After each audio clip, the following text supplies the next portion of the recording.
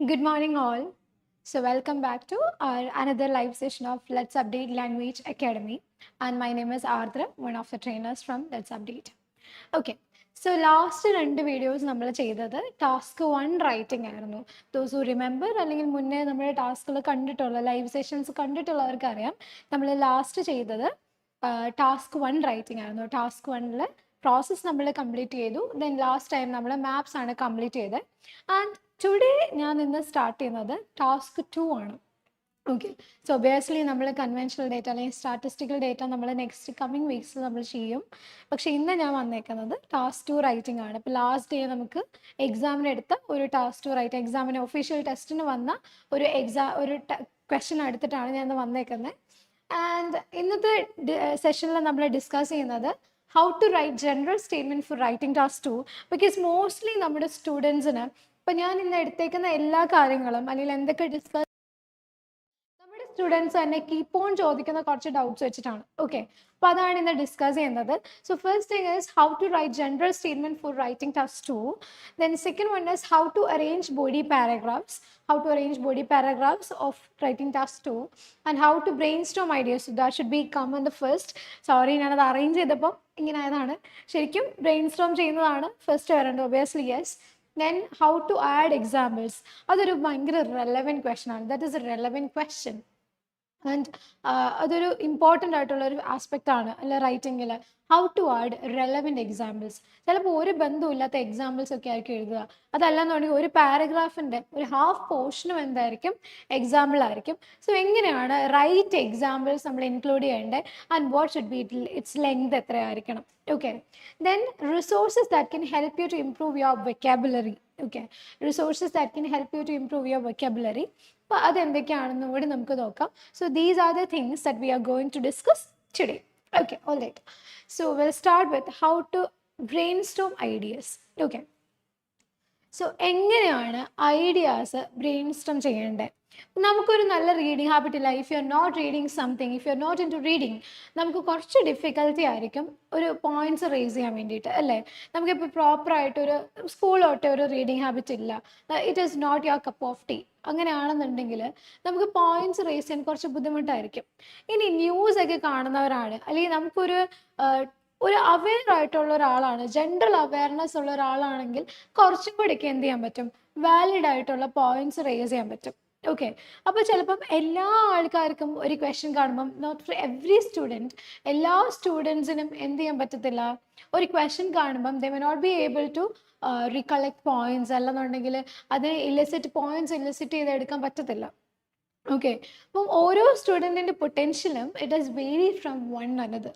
Okay, ഓരോ ആൾക്കാരും different ആണ്, ഓരോ പേഴ്സണും ഡിഫറെൻ്റ് ആണ്, their thinking capacity is different. ഓരോ ആൾക്കാരുടെയും പോയിന്റ്സ് കളക്ട് ചെയ്യാനുള്ള അവരുടെ കപ്പാസിറ്റി എന്ന് പറയുന്നത് it is different from one another. അപ്പോൾ മോസ്റ്റ്ലി സ്റ്റുഡൻസ് ഫൈൻഡ് ചെയ്യുന്ന ഒരു പ്രോബ്ലമാണ് എന്ത്, it is difficult for them to elicit ideas when they get a question. അതുപോലെ തന്നെ ക്വസ്റ്റ്യൻ കോംപ്രഹെൻഡ് ചെയ്തെടുക്കാനുള്ള പാട്. If the question is too lengthy, അല്ലെങ്കിൽ അതിലെന്തെങ്കിലും ജാർഗൻസോ, അധികം ജാർഗൻസ് ഒന്നും വരാറില്ല, ബട്ട് സ്റ്റിൽ ചില ക്വസ്റ്റ്യൻസ് അവർക്ക് ഡീകോഡ് ചെയ്യാൻ അല്ലെങ്കിൽ അത് ഒന്ന് മനസ്സിലാക്കി എടുക്കാൻ ഭയങ്കര ബുദ്ധിമുട്ടായിരിക്കും.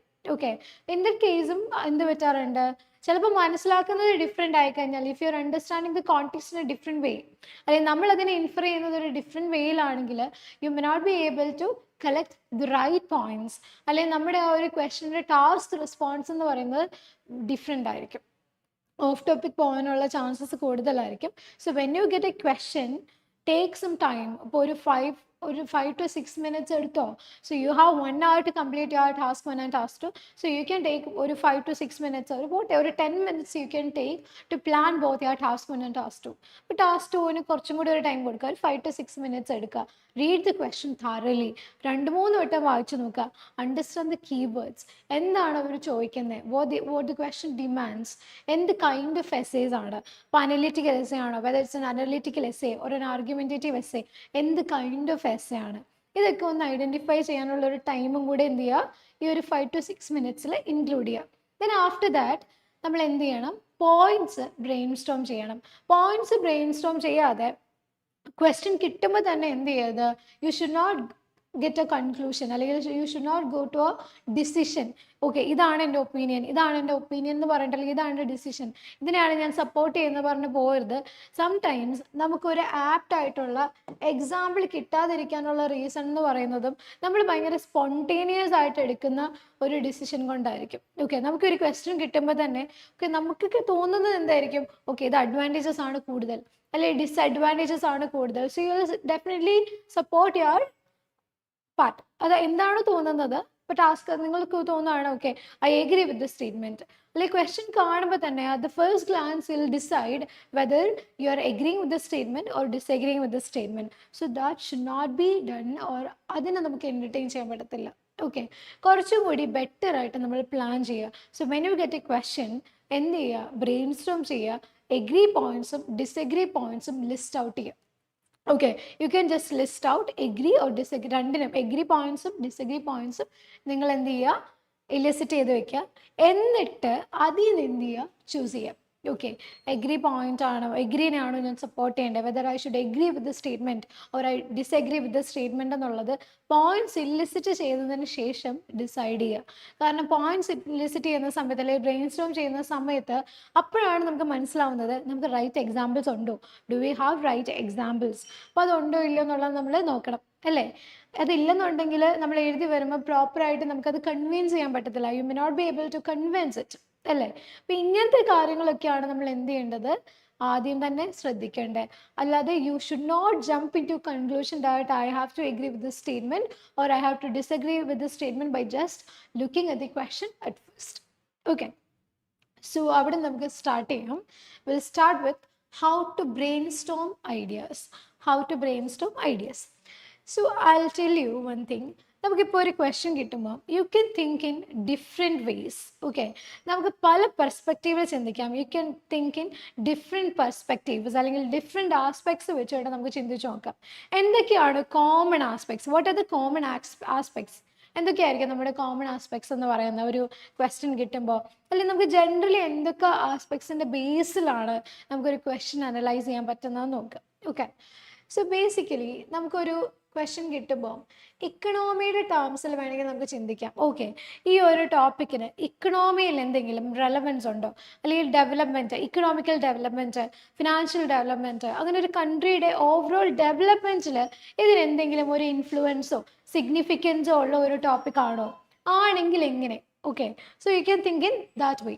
എല്ലാ ക്വസ്റ്റ്യൻസും എക്കണോമിക്കലി ഒരു ഇമ്പോർട്ടൻസ് ഉണ്ടെന്നല്ല ഞാൻ പറയുന്നത് എന്തൊക്കെ പെർസ്പെക്റ്റീവിൽ നമുക്കൊരു കാര്യത്തെ ചിന്തിക്കാം എന്നാണ്. ഇക്കണോമിക്കലി റെലവൻസ് അല്ലെങ്കിൽ ലീവ് ഇറ്റ്, വേറെ ആസ്പെക്ട്സുകളുണ്ടല്ലോ. Okay, we have so many other aspects too. അപ്പം നമുക്ക് അത് വെച്ച് നോക്കാം. അപ്പോൾ നമുക്ക് ഒരു പോയിന്റ് എന്ന് പറയുന്നത് ഇക്കണോമിയുടെ ബേസിസിൽ നമുക്ക് ചിന്തിച്ച് നോക്കാം. എന്തൊക്കെയാണ് ഇക്കണോമിയുടെ പെർസ്പെക്റ്റീവിൽ നോക്കുമ്പോൾ ഈ ക്വസ്റ്റ്യൻ എന്തെങ്കിലും റെലവൻസ് ഉണ്ടോ ഇല്ലയോ. ഇഫ് ഇറ്റ് ഈസ് നോ ആണെങ്കിൽ just leave it. Okay, then എൻവയോൺമെന്റിന് എന്തെങ്കിലും ബെനിഫിറ്റ് ഉണ്ടോ, എൻവയോൺമെന്റിന് ഇമ്പാക്റ്റ് വരുന്നതോ എൻവയോൺമെന്റിന്റെ ബെനിഫിറ്റ് വരുന്നതോ ആയിട്ടുള്ള എന്തെങ്കിലും കാര്യങ്ങൾ അവിടെ ഉണ്ടോ. Next one, society. Okay, so what are the benefits, അല്ലെങ്കിൽ ഇതിന് സൊസൈറ്റിയുമായിട്ട് എന്തെങ്കിലും റിലേഷൻ ഉണ്ടോ, സൊസൈറ്റിയുമായിട്ട് ഈ ആസ്പെക്റ്റിന് എന്തെങ്കിലും ഒരു റിലേഷൻ ഉണ്ടോ എന്ന് നമുക്ക് നോക്കാം. ഓക്കെ, സൊസൈറ്റിയിൽ ഇത് ഇൻഫ്ലുവൻസ് ചെയ്യുന്നുണ്ടോ, ഇനി സൊസൈറ്റിക്കായിട്ട് എന്തെങ്കിലും ഒരു റിലേഷൻ നമുക്ക് ഇതിൽ നിന്ന് എന്ത് ചെയ്യാൻ പറ്റുന്നുണ്ടോ, ഡിറൈവ് ചെയ്യാൻ പറ്റുന്നുണ്ടോ എന്ന് നമുക്ക് നോക്കാം. Okay, society. പിന്നെ നമുക്ക് പറയാൻ പറ്റുന്ന വേറെ ആസ്പെക്റ്റ് എന്താണ്, ഇൻഡിവിജ്വൽ. ഓക്കെ, ഇൻഡിവിജ്വൽ ആസ്പെക്റ്റ് എന്ന് പറയുമ്പോൾ നമ്മളിപ്പോൾ ഏതൊരു ക്വസ്റ്റ്യൻ എടുത്താലും ഇൻഡിവിജ്വലിന് എന്തെങ്കിലും ബെനിഫിറ്റ് ഉള്ള ഒരു കാര്യം ഉണ്ടാവും, അല്ലേ. അൺലെസ് ഇപ്പോൾ ഒരു സൂവിൻ്റെ കാര്യമൊക്കെ അല്ല ചോദിക്കുന്നതെങ്കിൽ ഇൻഡിവിജ്വലിന് എന്തില്ല അതിലൊരു ബെനിഫിറ്റ് എന്ന് പറഞ്ഞാൽ നമുക്ക് മിക്കപ്പോഴും കാണാൻ പറ്റില്ല. ബട്ട് എന്നാലും വലിയൊരു സിഗ്നിഫിക്കൻസ് വരില്ല. ബട്ട് എന്നാലും മെജോറിറ്റി ക്വസ്റ്റ്യൻസിലും നമുക്ക് ഇൻഡിവിജ്വൽ പെർസ്പെക്റ്റീവിൽ ചിന്തിക്കാൻ പറ്റും. ഒരു ഇൻഡിവിജ്വലിന് അതിൽ നിന്ന് എന്തെങ്കിലും ബെനിഫിറ്റ് കിട്ടുന്നുണ്ടോ, as A common man, as A human being നമുക്ക് എന്തെങ്കിലും ബെനിഫിറ്റ് അതിൽ നിന്ന് കിട്ടുന്നുണ്ടോ. ഓക്കെ, അല്ലെങ്കിൽ അതുകൊണ്ട് നമുക്ക് എന്തെങ്കിലും ഡ്രോബാക്സ് ഉണ്ടാവുന്നുണ്ടോ, അങ്ങനെ നമുക്ക് എന്ത് ചെയ്യാൻ പറ്റും, അതിനെപ്പറ്റിയും ഇവിടെ ചിന്തിക്കാൻ പറ്റും. അപ്പോൾ അതും ഒരു പെർസ്പെക്റ്റീവാണ്. പിന്നെ scientific and technological development. Scientific and technological benefits. Scientific and technological. Okay, അപ്പം സയൻറ്റിഫിക് ആൻഡ് ടെക്നോളജി, അതായത് സയൻസ് ആൻഡ് ടെക്നോളജിയിൽ എന്തെങ്കിലും ഒരു ഗ്രോത്തോ അല്ലെങ്കിൽ എന്തെങ്കിലും ഒരു അഡ്വാൻസ്മെൻറ്റോ ഉള്ള ഏരിയ ആണോ ഇത്, അല്ലെങ്കിൽ അതായിട്ട് ഇതിന് എന്തെങ്കിലും ബന്ധമുണ്ടോ, അങ്ങനത്തെ കാര്യങ്ങളൊക്കെ നമുക്ക് എന്ത് ചെയ്യാൻ പറ്റും, ബ്രെയിൻ സ്ട്രോം ചെയ്യാൻ പറ്റും. അപ്പം ഇത്രയും പോയിന്റ്സ് നമ്മൾ എടുക്കുവാണെങ്കിൽ, അല്ലെങ്കിൽ ഹെൽത്ത്, ഇപ്പോൾ ഇൻഡിവിജ്വലിൽ തന്നെ വരുന്നതാണ് ഹെൽത്ത്, വെൽത്ത്, അല്ലെ, മണി മാനേജ്മെൻറ്റ്, അവരുടെ ഫിനാൻഷ്യലി ഇംപ്രൂവ്മെൻറ്റ്സ്, ഇങ്ങനെ പെർ ക്യാപിറ്റ ഇൻകം, അങ്ങനെ കുറേ കാര്യങ്ങൾ ഇൻഡിവിജ്വലിലാണ് വരുന്നത്, അല്ലെ. ഇൻഡിവിജ്വലിൽ വരുന്ന ആസ്പെക്ട്സ് ആണ് എന്ത്, ഹെൽത്ത് വരും, അല്ലെ. അതൊരു ഇൻഡിവിജ്വലിനെ ബെനിഫിറ്റ് ചെയ്യുന്ന കാര്യമാണ്, അല്ലെ, ഹെൽത്ത് വരും. അതുപോലെ തന്നെ അയാളുടെ മണി അല്ലെങ്കിൽ പർച്ചേസിങ് പവർ കൂടുന്നതാണെങ്കിൽ അങ്ങനെ പറയാം, പർച്ചേസിങ് പവർ, അല്ലെങ്കിൽ പെർ ക്യാപിറ്റ ഇൻകം കൂടുന്നുണ്ടെങ്കിൽ അങ്ങനെ പറയാം. അതിപ്പോൾ ടാക്സിനെയൊക്കെ റിലേറ്റ് ചെയ്തിട്ടുള്ള ക്വസ്റ്റൻ ആണെങ്കിൽ അങ്ങനെ നമുക്ക് കൺസിഡർ ചെയ്യാൻ പറ്റും. So there are points that are related to individual benefits, അല്ലെങ്കിൽ ഇൻഡിവിജ്വൽസിനെ ഇമ്പാക്ട് ചെയ്യുന്ന കാര്യങ്ങൾ. അപ്പം ഇങ്ങനെ നമുക്ക് ഒരുപാട് ആസ്പെക്റ്റുകളുണ്ട്. Okay, so we have so many perspectives. അപ്പോൾ ഓരോ പെർസ്പെക്റ്റീവിൽ നിന്ന് you can think about the topic. Okay, അപ്പോൾ നമ്മൾ ഓരോ ടോപ്പിക് ഓരോ പെർസ്പെക്റ്റീവിൽ നോക്കുമ്പോൾ, ഓക്കെ, ഇക്കണോമി, ഇപ്പോൾ ടൂറിസം എടുക്കുവാണെങ്കിൽ എൻവയോൺമെൻറ്റിന് ബെനിഫിറ്റ്സും ഉണ്ട്, ഇമ്പാക്റ്റും ഉണ്ട്, അല്ലേ. എൻവയോൺമെൻറ്റിന് ബെനിഫിറ്റ്സും ഉണ്ട്, അതുപോലെ തന്നെ ഇക്കണോമിക്ക് ബെനിഫിറ്റ്സ്, അല്ലേ. ഇപ്പോൾ ടൂറിസം എന്ന് പറഞ്ഞൊരു ടോപ്പിക്കാണ് നമുക്ക് കിട്ടുന്നതെങ്കിൽ you can think in different perspectives. Like economy നോക്കുകയാണെങ്കിൽ ഒബിയസ്ലി ഇറ്റ് ബൂസ്റ്റ് ഇക്കണോമി, അല്ലേ. ടൂറിസം എന്ന് പറയുന്നത് ഇറ്റ് വിൽ ബൂസ്റ്റ് ഇക്കണോമി. അവിടുത്തെ മൊത്തത്തിലുള്ളൊരു മണി ഇൻഫ്ലുവൻസ് ചെയ്യും, മണി ഫ്ലോ കൂടും, so that people can develop ചെയ്യാൻ പറ്റും. അതുപോലെ തന്നെ പുതിയ റിസോഴ്സസ് നമുക്ക് അവിടെ വരും, ഇൻകം വരും, ഫോറിൻ ഡയറക്റ്റ് ഇൻവെസ്റ്റ്മെൻറ്റ്സ് വരും. So there are so many points we can associate with tourism and economy of a country. Then environment, obviously economic environment നെ അതെങ്ങനെ ബാധിക്കും, so it will affect the environment in a negative way, അല്ലേ. ഒരു negative വേയിൽ അതിനെ ബാധിക്കും. For example extension of several Flora and ഫോണ, അല്ലേ. എക്സ്റ്റെൻഷൻ ഉണ്ടാവും, എൻഡേഞ്ചേർഡ് സ്പീഷീസിൻ്റെ എക്സ്റ്റെൻഷൻ നമ്മൾ പറയാൻ പറ്റും. അതുപോലെ തന്നെ പൊല്യൂഷൻ കൂടും, അല്ലേ. Increasing pollution, the level of pollution കൂടും, കാർബൺ ഫുട് പ്രിൻ്റ് കൂടും. അങ്ങനെ നമുക്ക് ധാരാളം എന്തുണ്ട്, നെഗറ്റീവ്സ് ടൂറിസത്തിനെ പറ്റി നോക്കുകയാണെങ്കിൽ എൻവയോൺമെൻറ്റിന് ഇമ്പാക്റ്റ് ഉണ്ട്, അല്ലേ. അപ്പോൾ അത് നമുക്ക് പറയാം. പിന്നെ ചില സ്ഥലങ്ങൾ നമ്മൾ എന്ത് ചെയ്യുന്നുണ്ട്, ഇപ്പോൾ ഹിസ്റ്റോറിക്കൽ മോണ്യുമെൻറ്റ്സ് ഒക്കെ ആണെങ്കിൽ we use to preserve only because of tourism, അല്ലേ. only for the sake of tourism ആണ് മോസ്റ്റ് ഓഫ് ദി ഈ പറയുന്ന മോണ്യുമെന്റ്സ് ഒക്കെ വി യൂസ് ടു പ്രിസർവ്, അല്ലേ. അപ്പം അങ്ങനെയും നമുക്ക് എന്ത് ചെയ്യാം, ചിന്തിക്കാൻ പറ്റും. ദെൻ സൊസൈറ്റിക്ക് എന്തെങ്കിലും ബെനിഫിറ്റ് ഉണ്ടോ ടൂറിസം കൊണ്ട്? ഓഫ് കോഴ്സ്, അല്ലേ. ടൂറിസം കൊണ്ട് ബെനിഫിറ്റ് ഉണ്ട്. അവിടെ എന്തുണ്ട്, ഇൻഫ്രാസ്ട്രക്ചർ ഡെവലപ്മെന്റ് ഉണ്ട്. അതുപോലെ തന്നെ സോ മെനി കാര്യങ്ങൾ അവിടെ നടക്കുന്നുണ്ട്, എംപ്ലോയ്മെന്റ് ഓപ്പർച്യൂണിറ്റീസ് വരുന്നുണ്ട്. അപ്പോൾ കുറച്ചും കൂടി എന്താണ്, ക്രോസ് കൾച്ചറൽ ആയിട്ടുള്ള കാര്യങ്ങൾ, കൾച്ചറൽ ചേഞ്ചസ് വരുന്നുണ്ട്. എഡ്യൂക്കേഷനിലാണെങ്കിലും കുറച്ചും കൂടി ഇമ്പോർട്ടൻസ്, പല പല ലെവൽസ് വരുന്നുണ്ട്. അങ്ങനെ കൂടുതൽ ഇൻവെസ്റ്റ്മെന്റ് വരുന്നുണ്ട്. ഒരുപാട് ചേഞ്ചസ് കൾച്ചറിലും ഫുഡിലും, അല്ല, നമ്മുടെ ഒരു ഫുഡ് ക്യുസീൻസ് നമ്മൾ ട്രൈ ചെയ്യുന്നത് എല്ലാം ഡിഫറെൻ്റ് ആയിരിക്കും. അപ്പോൾ എല്ലാത്തിലും ഒരു ഡ്രാസ്റ്റിക് ആയിട്ടുള്ള ഒരു ചേഞ്ച് സൊസൈറ്റി വിറ്റ്നസ് ചെയ്യുന്നുണ്ടാവും. That is the benefit part of എന്താണ്, ടൂറിസം, അല്ലേ. ഇനിയിപ്പോൾ നമ്മൾ നോക്കുവാണ് ടൂറിസത്തിൻ്റെ ഒരു നെഗറ്റീവ് പാർട്ട് ഓൺ സൊസൈറ്റി എന്നാണ്, ഓഫ് കോഴ്സ് കൾച്ചറൽ ആയിട്ടുള്ള ഒരു ഡിറ്റീരിയോറേഷൻ, അല്ലേ. കൾച്ചറൽ ആയിട്ടുള്ള പല കാര്യങ്ങളും എന്ത് ചെയ്യുമായിരിക്കും, ഡിമിനിഷ് ചെയ്യായിരിക്കും, ഡിമിനിഷിങ് ദി വാല്യൂസ്, അല്ലേ. അപ്പം ആ വാല്യൂസ് എന്ന് പറയുന്നത്, അവിടെ വാല്യൂസ് കുറയുമ്പോൾ അതിന് എന്തെന്ന് നമുക്ക് പറയാൻ പറ്റുള്ളൂ, it is a negative aspect of tourism, അല്ലേ. It is a negative aspect of tourism. അപ്പോൾ സൊസൈറ്റിയിൽ നമ്മൾ കൺസിഡർ ചെയ്യുമ്പോൾ it has both negatives and positives, അല്ലേ. അത് ടൂറിസത്തിൽ. ഇനി നമ്മൾ നോക്കുവാണെങ്കിൽ ഇൻഡിവിജ്വൽ ബെനിഫിറ്റ് ഉണ്ടോ? ഉണ്ട്, അല്ലേ. നമുക്ക് സ്വന്തമായിട്ടൊരു പെട്ടിക്കട ഇടാം, അല്ലെ. നമുക്ക് സ്വന്തമായിട്ടൊരു ചായക്കട ഇടാൻ വേണമെങ്കിൽ, അല്ലെങ്കിൽ നമുക്ക് എന്തെങ്കിലും ഒരു ചെറിയൊരു ബിസിനസ് സ്റ്റാർട്ട് ചെയ്യാം. നമുക്ക് അങ്ങനെ പല ഓപ്ഷൻസ് ഉണ്ട്. അതായത് as an individual I get a lot more opportunities എന്ത് വരുമ്പോൾ, ടൂറിസം വരുമ്പോൾ. So it is an advantage, അല്ലേ. So I can get to know more about different people, different cultures, and I can experience different food cuisines ഒക്കെ. അപ്പോൾ അതാണ് എന്തെന്ന് പറയുന്നത്, നമ്മുടെ ബെനിഫിറ്റ്, അല്ലേ. ഇൻഡിവിജ്വലിനുള്ളൊരു ബെനിഫിറ്റ് എന്ന് പറയുന്നതാണ്. അങ്ങനെ നമ്മളിപ്പോൾ ടൂറിസം എന്ന് പറയുന്ന ഒരു ടോപ്പിക്കിനെ പറ്റി നമ്മളിപ്പോൾ ജസ്റ്റ് ഒന്ന് ഡിസ്ക്രൈബ് ചെയ്തപ്പോൾ, അല്ലെങ്കിൽ നമ്മൾ ജസ്റ്റ് ഒന്ന് നോക്കിയപ്പോൾ ഈ ഡിഫറെൻറ്റ് ആസ്പെക്ട്സിൽ നമ്മൾ നോക്കി, അല്ലേ. ഡിഫറെൻറ്റ് ആസ്പെക്ട്സിൽ നോക്കിയപ്പോൾ V have a lot points, അല്ലേ. ഇഷ്ടംപോലെ പോയിന്റ്സ് ആണ്. ഇത് എഴുതാൻ 2-3 പേജിൽ വേണമെങ്കിൽ ഒരു 5-6 പേജിൽ ഒരു വലിയ പ്രബന്ധമായിട്ട് എഴുതാനുള്ള, ഒരു വലിയ ബുക്കായിട്ട് ഇറക്കാനുള്ള അത്രയും എന്തുണ്ട്, നമുക്ക് പോയിന്റ്സ് കിട്ടും അല്ലേ? അത്രയും പോയിന്റ്സ് നമുക്ക് കിട്ടുന്നുണ്ട് with relevant examples. This is how you have to brainstorm for ideas. Okay, so you have to look for different perspectives. Just ഒരു question കിട്ടുമ്പം you should not confine to a particular point. You have to think beyond that. Out of the box ചിന്തിച്ച് നോക്കുക. You have to go into different perspectives. അതിൻ്റെ ഒരു കുറച്ചും കൂടി ഒരു ഡെപ്തിലേക്ക് പോവുക. Go to different perspectives. Okay, different aspects that can relate to the topic. അങ്ങനെ എന്ത് ചെയ്യുക, മാക്സിമം പോയിന്റ്സ് റേസ് ചെയ്യുക. Okay, so that is the first part. നമ്മൾ മാക്സിമം പോയിന്റ്സ് റേസ് ചെയ്തു. ഓക്കെ, മാക്സിമം പോയിന്റ്സ് റേസ് ചെയ്ത് കഴിഞ്ഞാൽ പിന്നെ എഴുതാൻ എന്താണ് എളുപ്പമാണ്. പോയിന്റ്സ് ഉണ്ട്, വൊക്കാബുലറി നമുക്കുണ്ട്. പോയിന്റ്സ് റേസ് ചെയ്യുമ്പോൾ ഓഫ് കോഴ്സ് നമുക്ക് റിലേറ്റഡ് ആയിട്ടുള്ള വൊക്കാബുലറി വരും. ഇപ്പോൾ റിലേറ്റഡ് ആയിട്ടുള്ള വൊക്കാബുലറി വരുമ്പോൾ ഇനി അത് എങ്ങാനും മറന്നു പോയാലും തോന്നുവാണെങ്കിൽ just jot down there. Okay, jot down on your paper, just ഒന്ന് ജോട്ട് ഡൗൺ ചെയ്യുക. ദെൻ അത് കഴിഞ്ഞിട്ട് എന്ത് ചെയ്യുക, സ്റ്റാർട്ട് റൈറ്റിംഗ്. ഇപ്പോൾ എക്സാമ്പിൾസ് നമുക്ക് കിട്ടി, പോയിന്റ്സ് ബ്രെയിൻ സ്റ്റോം ചെയ്തു, അത് കഴിഞ്ഞിട്ട് എന്ത് ചെയ്യുക, എഴുതുക. അപ്പം this is the way you have to brainstorm for ideas. അല്ലെങ്കിൽ ഇങ്ങനെയാണ് നമ്മൾ പോയിന്റ്സ് ഇലിസിറ്റ് ചെയ്യേണ്ടത്. I hope this is clear to you. And എന്തെങ്കിലും കൺഫ്യൂഷൻ ഉണ്ട് അല്ലെങ്കിൽ എന്തെങ്കിലും മോർ ഗൈഡൻസ് വേണമെങ്കിൽ you can definitely ask in the comment section. Okay, all right. So moving to the next slide. Okay, so how to brainstorm, that we have already discussed. Introduction പാർട്ടിന് വേണ്ടി നമ്മൾ എന്ത് ചെയ്യണം, introduction പാർട്ടിൽ എന്താ വേണ്ടത്, U have to എന്തൊക്കെ കാര്യങ്ങൾ വേണം, you have to add a general statement. So definitely ഒരു ഓപ്പണിംഗ് സെൻറ്റൻസ് കൊടുക്കണം. എപ്പോഴും നമ്മൾ പറയില്ലേ, first impression is the best impression. So obviously നിങ്ങളുടെ ഫസ്റ്റ് ഇംപ്രഷൻ എന്ന് പറയുന്നത് നിങ്ങളുടെ ഇൻട്രൊഡക്ഷൻ ആണ്. അപ്പോൾ introduction should be beautiful. Okay, it should be beautiful. നമ്മൾ എഴുതുമ്പോൾ ഭയങ്കര നീറ്റായിരിക്കണം, നല്ല ക്ലിയർ ആയിരിക്കണം, and it should be precise.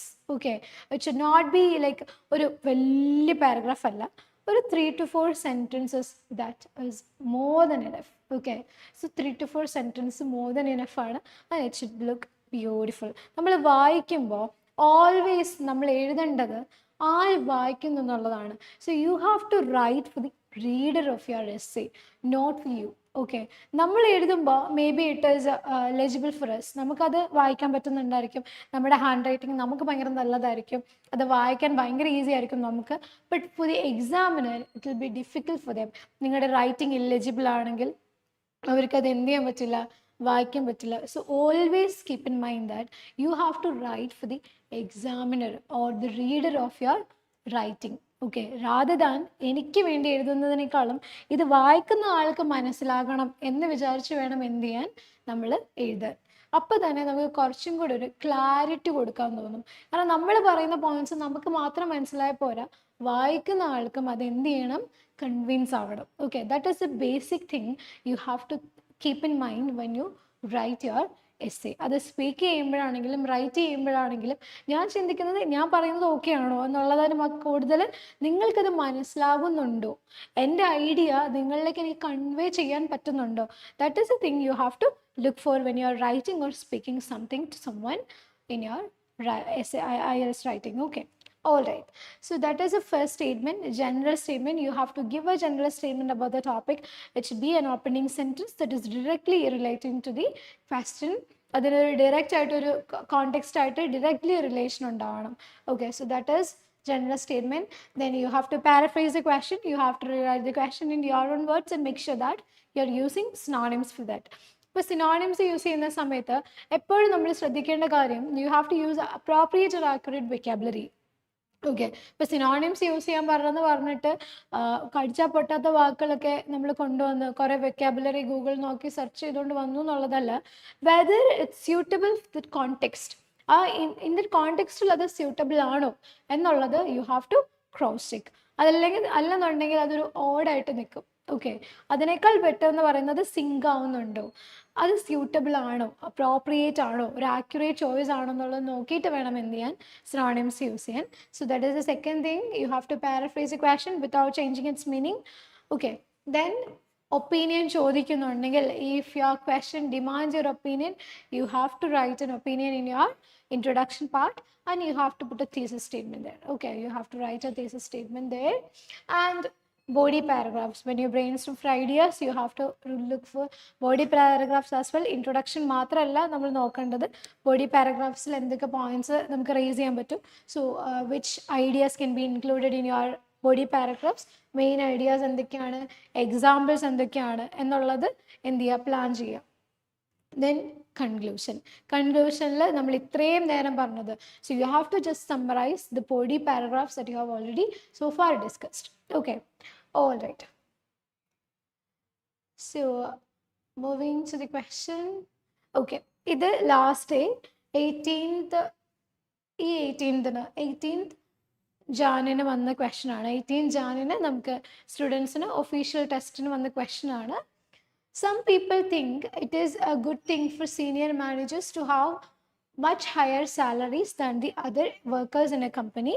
So to what extent do you agree or disagree? So this is a question that came recently for the exams on 18th January 2024. And the question ഞാൻ paraphrase ചെയ്തെടുത്താണ് from my students. So students attend ചെയ്ത് കഴിഞ്ഞിട്ട് they used to come and share the question. അങ്ങനെ നമ്മൾ paraphrase ചെയ്ത question ആണ്. And you can also look for this question in the ഗൂഗിളിലും ഇത് എന്ത് ചെയ്തിട്ടുണ്ട്, അപ്ഡേറ്റ് ചെയ്തിട്ടുണ്ട്. Okay, so this is a question. Some people think it is a good thing for senior managers to have much higher salaries than the other workers in a company.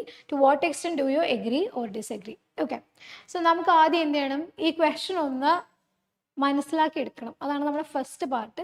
നമുക്കിതൊന്ന് plan ചെയ്തൊന്ന് മനസ്സിലാക്കി എടുക്കാം. Okay, ഇതിൽ നമ്മളോട് പറയുന്നത് എന്തൊക്കെയാണ്, ഇപ്പം senior managers, നമുക്കിതിന് സിനോണിംസ് കണ്ടുപിടിക്കണം, നമ്മൾ ജനറൽ സ്റ്റേറ്റ്മെൻറ്റ് എഴുതണം, സിനോണിംസ് കണ്ടുപിടിച്ചത് പാരഫ്രൈസ് ചെയ്യണം. So we have a lot of things to do അല്ലേ.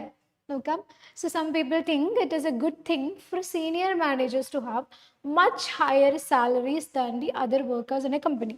ഓക്കെ, ഇപ്പോൾ സീനിയർ മാനേജേഴ്സിന് നമുക്ക് വേണമെങ്കിൽ എന്ത് പറയാം, ഹയർ ലെവൽ എംപ്ലോയീസ് എന്ന് പറയാം അല്ലേ, higher level employees. So instead of senior managers നമ്മൾ എന്ത് ചെയ്തു, ഹയർ ലെവൽ എംപ്ലോയീസ് എന്ന് പറഞ്ഞു. ഓക്കെ, ഹയർ ലെവൽ എംപ്ലോയീസ് എന്ന് നമ്മൾ പറഞ്ഞു. അപ്പം വർക്കേഴ്സിനെ നമുക്ക് എന്ത് പറയാം, ലോവർ ലെവൽ എംപ്ലോയീസ് എന്ന് വേണമെങ്കിൽ നമുക്ക് ടാസ്കിൽ എഴുതാൻ പറ്റും അല്ലേ, ലോവർ ലെവൽ എംപ്ലോയീസ് പറയാൻ പറ്റും. പിന്നെ മച്ച് ഹയർ സാലറീസ്, ഇപ്പോൾ സാലറീനെ നമുക്ക് എന്ത് പറയാൻ പറ്റും, റെമ്യൂണറേഷൻ അല്ലേ, റെമ്യൂണറേഷൻ എന്ന് പറയാം. പിന്നെ വേറെ എന്ത് വേർഡ് നമുക്ക് യൂസ് ചെയ്യാൻ പറ്റുക, പേ എന്ന് പറയാം അല്ലേ, റെമ്യൂണറേഷൻ പറയാം, പേ പറയാം. അപ്പം വി ഹാവ് അതർ ചോയ്സസ്. പിന്നെ കമ്പനി എന്നുള്ളതിനെ വേണമെങ്കിൽ നമുക്ക് എന്ത് പറയാം, ഓർഗനൈസേഷൻ അല്ലേ, ഓർഗനൈസേഷൻ എന്ന് നമുക്ക് റീപ്ലേസ് ചെയ്യാം. ഓക്കെ, സോ നമ്മൾ എന്ത് ചെയ്തു, ജസ്റ്റ് ആദ്യം നമുക്കിതിൽ മാറ്റാൻ പറ്റുന്ന, ഇപ്പോൾ സം പീപ്പിൾ എന്നുള്ളതിനെ വേണമെങ്കിൽ നമുക്ക് ഗ്രൂപ്പ് ഓഫ് പീപ്പിൾ എന്നോ അല്ലെങ്കിൽ സം എന്ന് വേണമെങ്കിൽ നമുക്ക് എഴുതാം. അതല്ലെന്നുണ്ടെങ്കിൽ ആ ഗ്രൂപ്പ് ഓഫ് ഫോക്ക് വേണമെങ്കിൽ എഴുതാം, അല്ലെങ്കിൽ മെജോറിറ്റി വേണമെങ്കിൽ എഴുതാം. ഓക്കെ, അത് നമുക്ക് മാറ്റാം. ഇതിൽ മെയിൻ ആയിട്ടുള്ള പോയിന്റ്സ് എന്ന് പറയുന്നത് സീനിയർ മാനേജേഴ്സ്, അതുപോലെ തന്നെ സാലറീസ്, വർക്കേഴ്സ്, കമ്പനി, ഇങ്ങനെയുള്ള കാര്യങ്ങളൊക്കെ നമ്മൾ എന്ത് ചെയ്തു, സിനോണിംസ് റേസ് ചെയ്ത് വെച്ചു. ഓക്കെ, നമ്മൾ സിനോണിംസ് റേസ് ചെയ്ത് പാരാഫ്രൈസ് ചെയ്യാനുള്ള. ഇനി നമുക്ക് ഇതിനെങ്ങനെ ഒരു ജനറൽ സ്റ്റേറ്റ്മെൻറ്റ് എഴുതാൻ നോക്കാം. ഓക്കെ, അപ്പം ഇതായിട്ട് റിലേറ്റഡ് ആവുന്ന കാര്യങ്ങൾ എന്തൊക്കെയാണ്, നമ്മൾ മുന്നേ പറഞ്ഞ പോലത്തെ ആസ്പെക്റ്റ് എന്തൊക്കെയാണ്. ഇപ്പോൾ എക്കണോമി ആയിട്ട് ഇതിന് നമുക്ക് ആസ്പെക്റ്റ് എന്തെങ്കിലും ഉണ്ടോ, എക്കണോമിക്കൽ എന്തെങ്കിലും ആസ്പെക്ട്സ് ഇതിനുണ്ടോ. ഇപ്പോൾ ആൾക്കാർക്ക് കൂടുതൽ സാലറീസ് കിട്ടുന്നതായിട്ട് ഇതിൽ ഇൻഡിവിജ്വൽ ആയിട്ട് നമുക്ക് നോക്കിക്കഴിഞ്ഞാൽ അറിയാം അല്ലേ.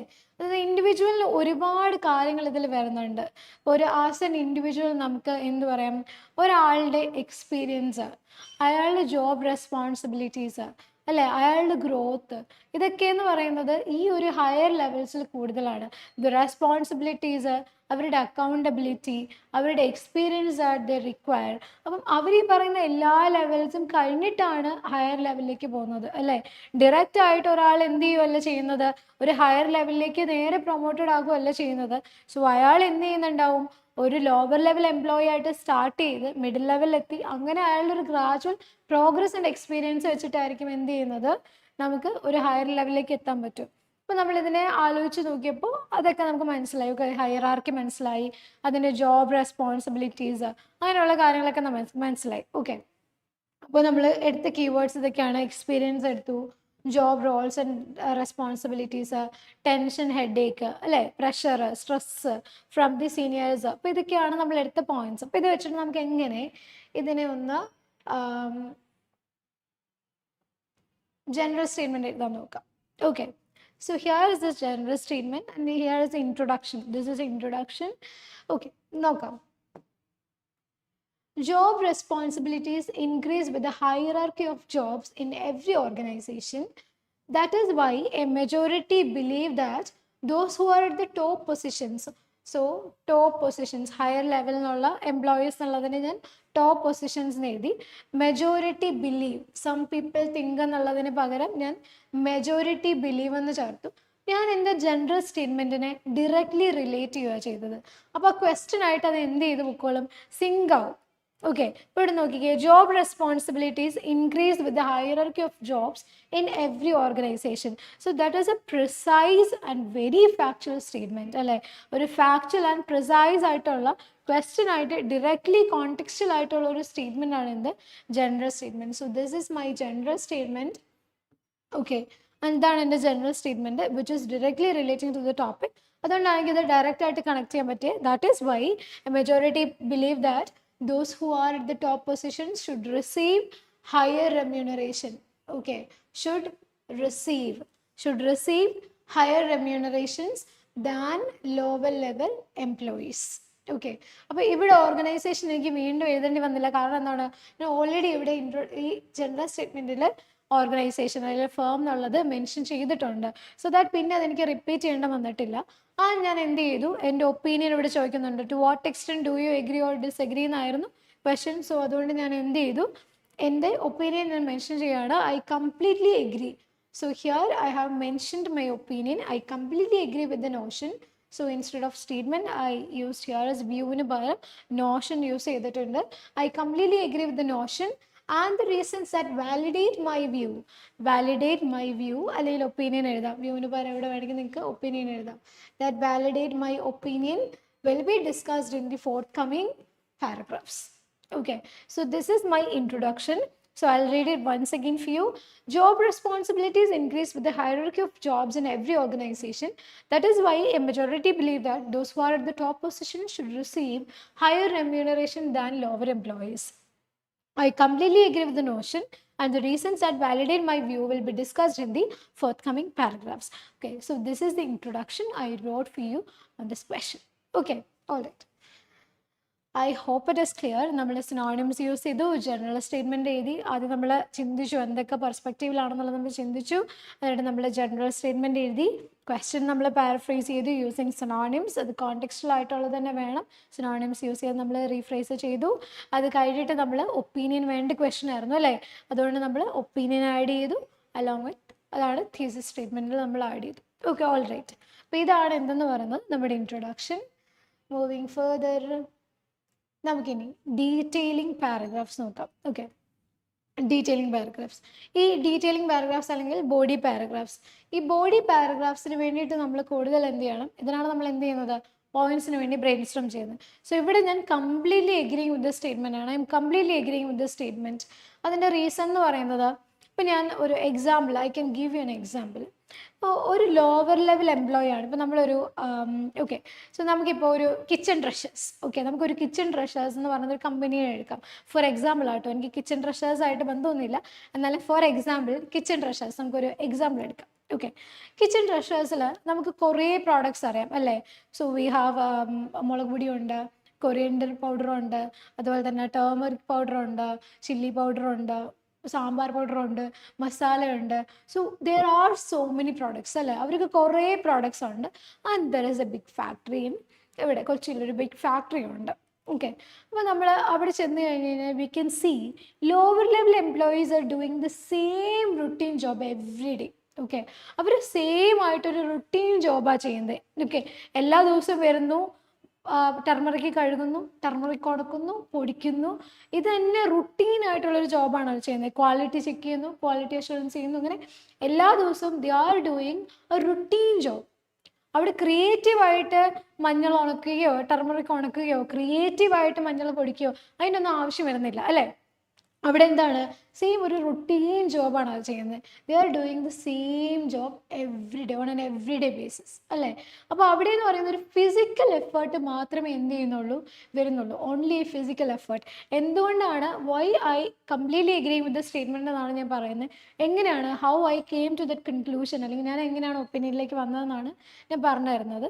So people have different opinions. Obviously physical എഫേർട്ടിന് കൂടുതൽ പൈസ കൊടുക്കണം എന്ന് പറയുന്ന ആൾക്കാരും വേജസ് കൂടുതൽ കൊടുക്കണം എന്ന് പറയുന്ന ആൾക്കാരും ഉണ്ടാവും. It completely vary according to the person's perspective. So obviously I respect that. പക്ഷേ ഞാൻ എൻ്റെ പോയിന്റ്സ് ആണ് പറയുന്നത്. അപ്പോൾ അങ്ങനെയായിരിക്കും അവിടെ അവരെല്ലാ ദിവസവും ഒരേ ജോലി തന്നെയാണ് ചെയ്യുന്നത് അല്ലേ.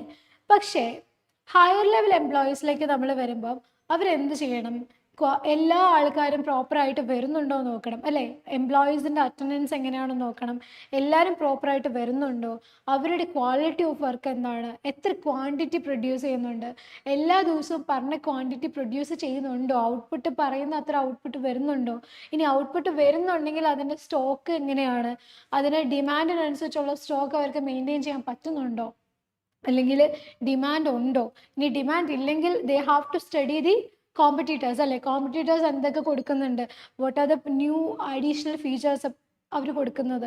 അങ്ങനെ നമ്മൾ കുറേ കാര്യങ്ങൾ അവർ ലേൺ ചെയ്യണം, കുറേ കാര്യങ്ങൾ they have to study in depth അല്ലേ. ഒരു മാനേജീരിയൽ ലെവലിലേക്ക് വരുമ്പോൾ they have to focus on different aspects അല്ലേ. അതല്ലാതെ ഇപ്പോൾ ഒരു വർക്കറെ പോലെ they can come to the industry അല്ലെങ്കിൽ ഫാക്ടറിയിൽ വരാം, they can do their work and they can go back to their family. അത് കഴിഞ്ഞ് കഴിഞ്ഞാൽ ദേ ആർ ഫ്രീ അല്ലെ, mentally they are free and they do not have to answer to the higher authorities. അല്ലെങ്കിൽ ഒരു സിഇഒയുടെ answer പറയേണ്ട ആവശ്യം പലപ്പോഴും ഒരു ലോവർ ലെവൽ എംപ്ലോയിക്ക് വരാറില്ല. ഓക്കെ, ബിക്കോസ് അവർ നോർമലി ചെയ്യുന്നത് എന്തായിരിക്കും, ഒരു റുട്ടീൻ ജോബായിരിക്കും. പക്ഷേ ഇപ്പം അതിനേക്കാൾ കൂടുതൽ കാര്യങ്ങൾ എന്ത് ചെയ്യേണ്ടി വരും, ഈ ഹയർ ലെവൽ എംപ്ലോയീസ് ഹാൻഡിൽ ചെയ്യേണ്ടി വരും. So that they need more expertise, more experience and എന്താണ്, അവർക്ക് കൂടുതലായിട്ട് ഒരു അക്കൗണ്ടബിലിറ്റി ഉണ്ട് അല്ലേ. അക്കൗണ്ടബിലിറ്റി ഉണ്ട്. ഇപ്പോൾ മാർക്കറ്റിങ്ങിന് പുതിയ സ്ട്രാറ്റജീസ് കണ്ടുപിടിക്കണം. എല്ലാവരും ടർമറിക് പൗഡർ വിൽക്കുന്നു, പുതിയതായിട്ട് എന്തെങ്കിലും ഒരു മാർക്കറ്റിംഗ് ഐഡിയ ഉണ്ടെങ്കിൽ എന്ത് ചെയ്യത്തുള്ളൂ, എൻ്റെ ടർമറിക് പൗഡർ വിൽക്കത്തുള്ളൂ.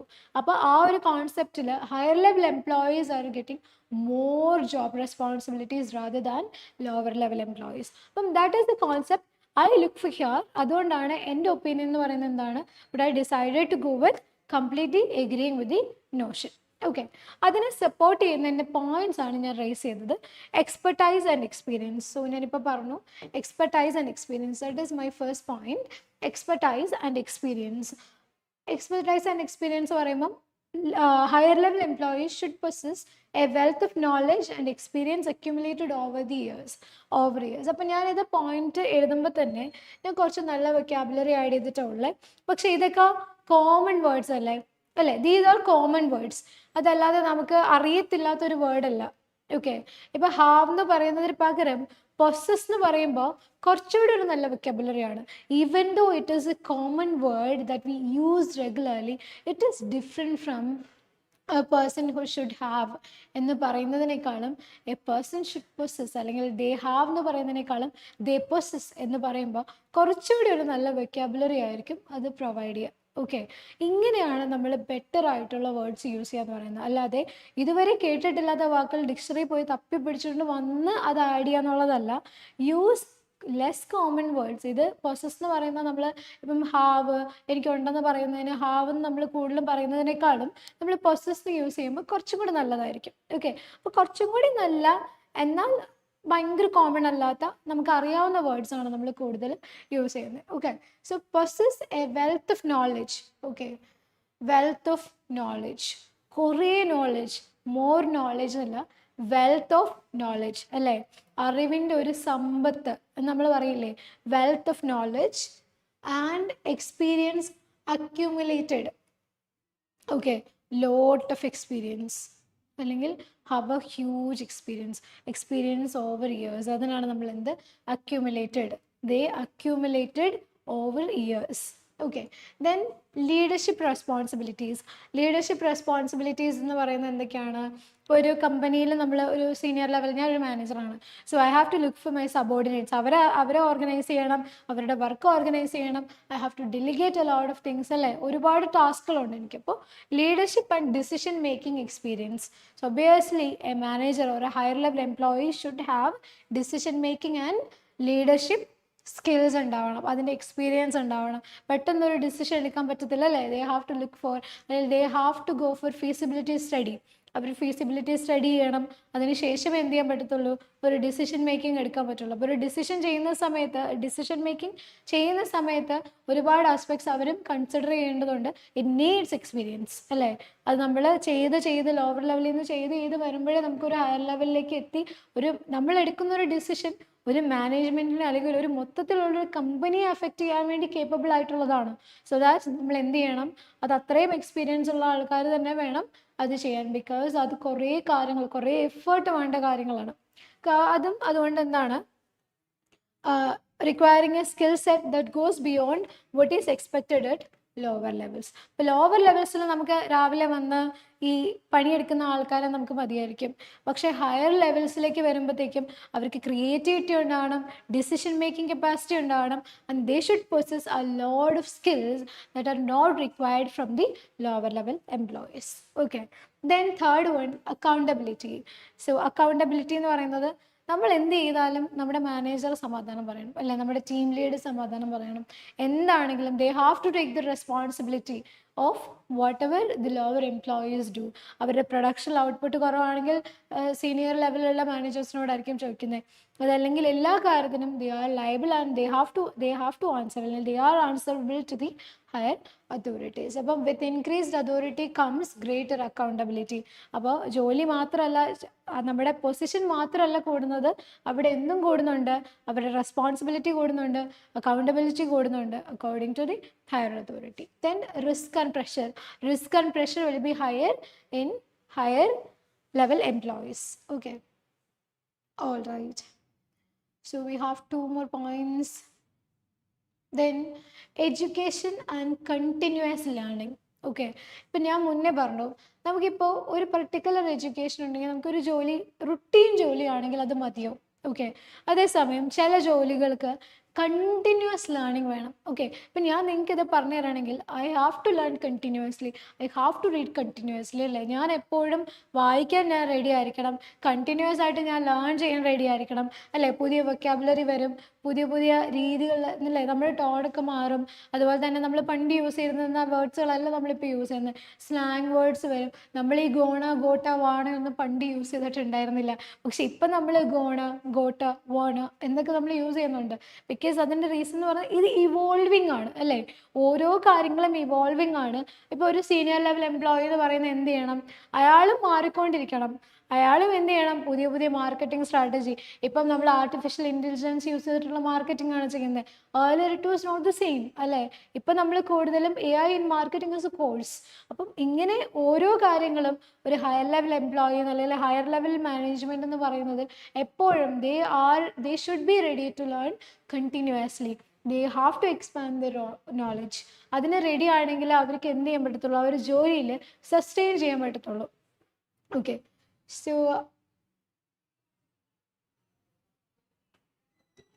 സസ്റ്റെയിൻ ചെയ്യാൻ പറ്റത്തുള്ളൂ. അപ്പോൾ അതാണ് എഡ്യൂക്കേഷൻ ആൻഡ് കണ്ടിന്യൂസ് ലേണിംഗ് എന്ന് പറയുന്നത്.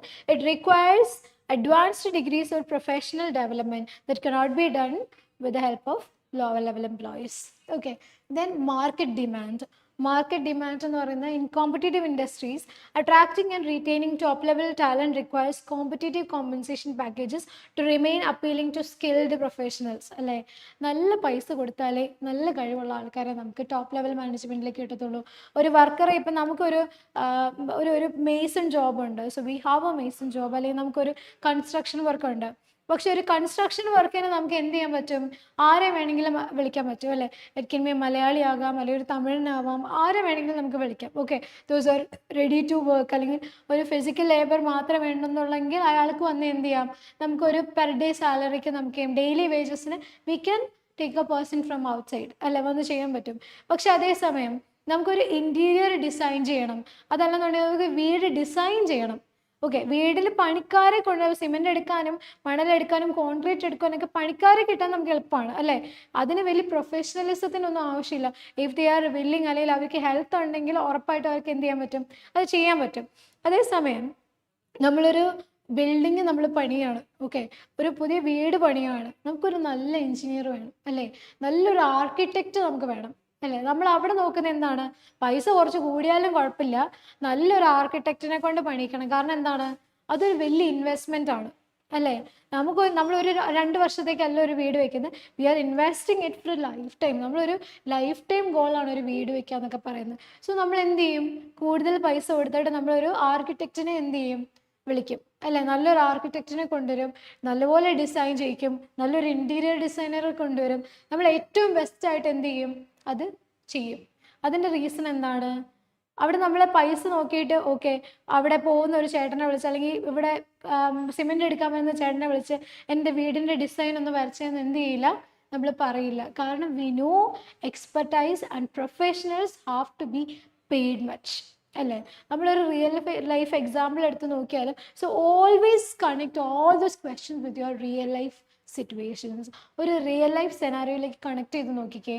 അപ്പോൾ ഫിസിക്കൽ ലേബർ ആണ് കൂടുതൽ, അവർ കഷ്ടപ്പെടുന്നുണ്ട്, ഒരു സിമെന്റ് എടുക്കുന്നുണ്ട്, മണൽ എടുക്കുന്നുണ്ട് എന്നൊക്കെ പറഞ്ഞാൽ അവർ നല്ല ഹെവി ആയിട്ടുള്ള കാര്യങ്ങളാണ് ചെയ്യുന്നത്.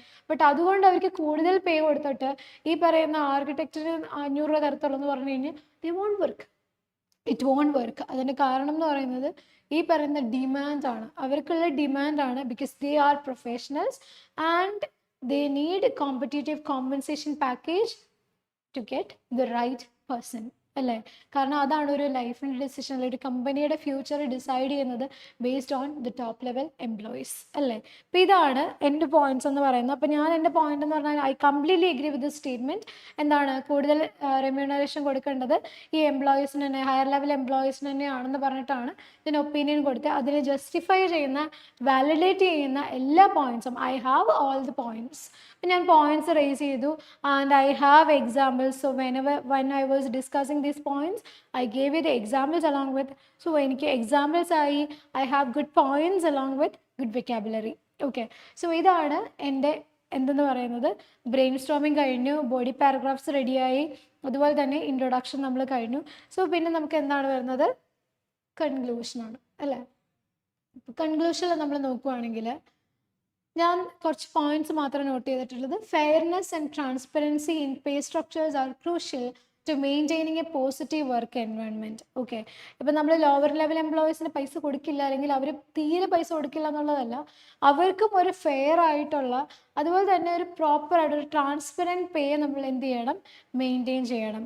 ഇവൻ ദോ നമ്മൾ കൂടുതൽ എന്ത് ചെയ്യുന്നത്, കൂടുതൽ ജോബ് റെസ്പോൺസിബിലിറ്റി അനുസരിച്ച് ഹയർ അതോറിറ്റീസിന് കൂടുതൽ പേ ചെയ്താലും an organization should have a fairness and transparency towards the employees to maintain a positive work environment. Okay, so this is how I brainstormed and I gathered points to write my task essay.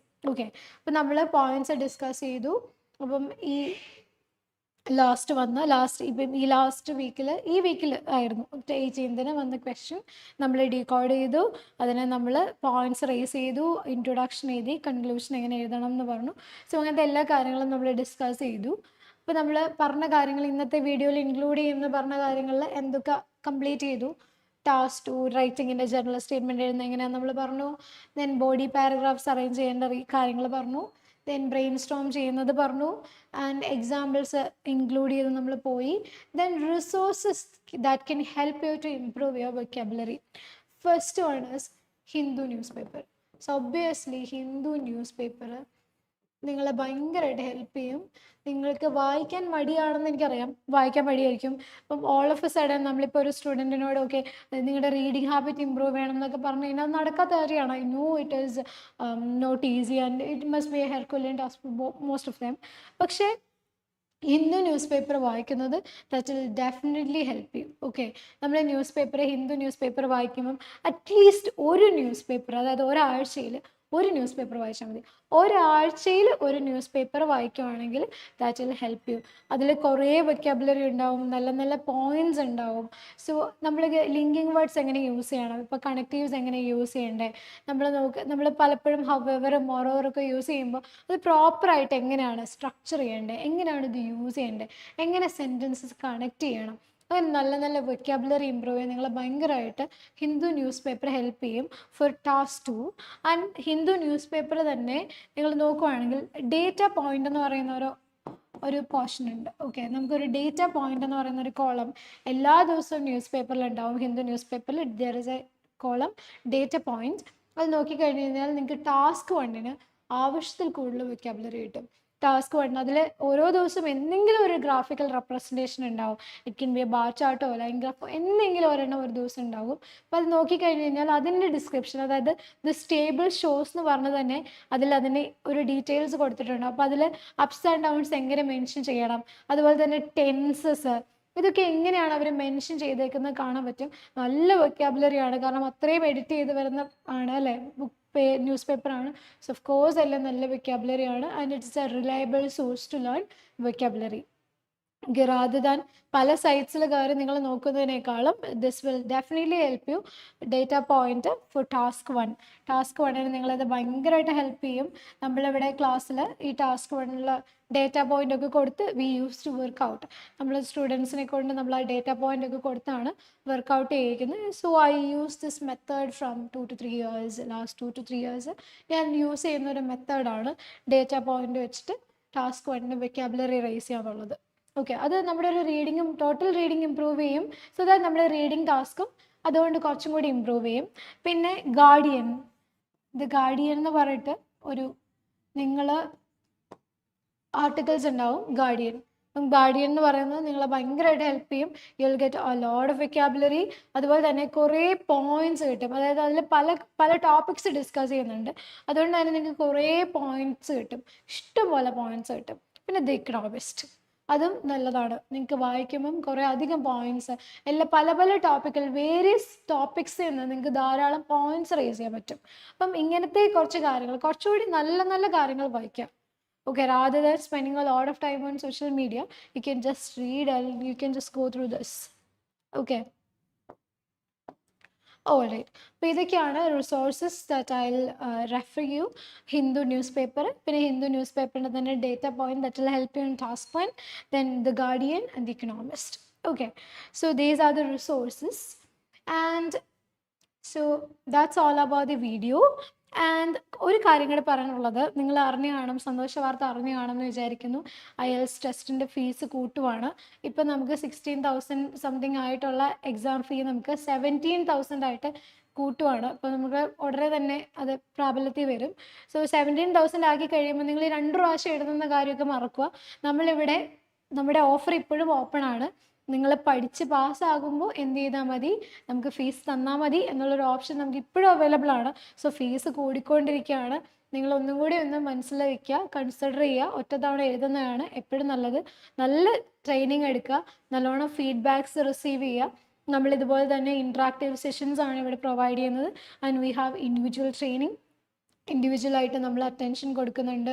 ഓരോ സ്റ്റുഡൻറ്റിനും അവരുടെ capability അനുസരിച്ച് we are providing classes for them. അതിപ്പോൾ ഏത് ലാംഗ്വേജിലാണെങ്കിലും we are providing classes for them. We have online and offline classes for PT, OET, IELTS and German, CBT. Okay, ഇത്രയും കോഴ്സസിന് courses എന്ന് പറയുന്നത് വി ഹാവ് ലിമിറ്റഡ് കോഴ്സസ്. പക്ഷേ അതിൽ we are providing a quality education, quality training for the students, and we have a lot of results recently for our OET and IELTS test. So we have a lot of winners, and congratulations for the winners. So fees കൂടുമ്പോൾ എപ്പോഴും ആലോചിക്കുക, ഒരു വട്ടം എഴുതുന്നതാണ് നല്ലത്. ബാക്കിയുള്ള പൈസയ്ക്ക് നിങ്ങൾക്ക് രണ്ടാമത് എഴുതുന്ന പൈസയ്ക്ക് വേറെ എന്തെങ്കിലുമൊക്കെ വാങ്ങാമല്ലോ, കാനഡയ്ക്ക് പോകുമ്പോഴോ ഓസ്ട്രേലിയക്ക് പോകുമ്പോഴോ ഒക്കെ. അപ്പോൾ അതെപ്പോഴും കൺസിഡർ ചെയ്യുക. ഫീസ് കൂടുന്നതിന് മുന്നേ തന്നെ എന്ത് ചെയ്യുക, നിങ്ങൾ എക്സാം എഴുതാൻ നോക്കുക, മാക്സിമം പ്രിപ്പയർ ചെയ്യുക. We have crash courses also. So thank you so much for listening, and next week will continue with task 1 writing conventional data. Thank you so much. Good day, happy weekend.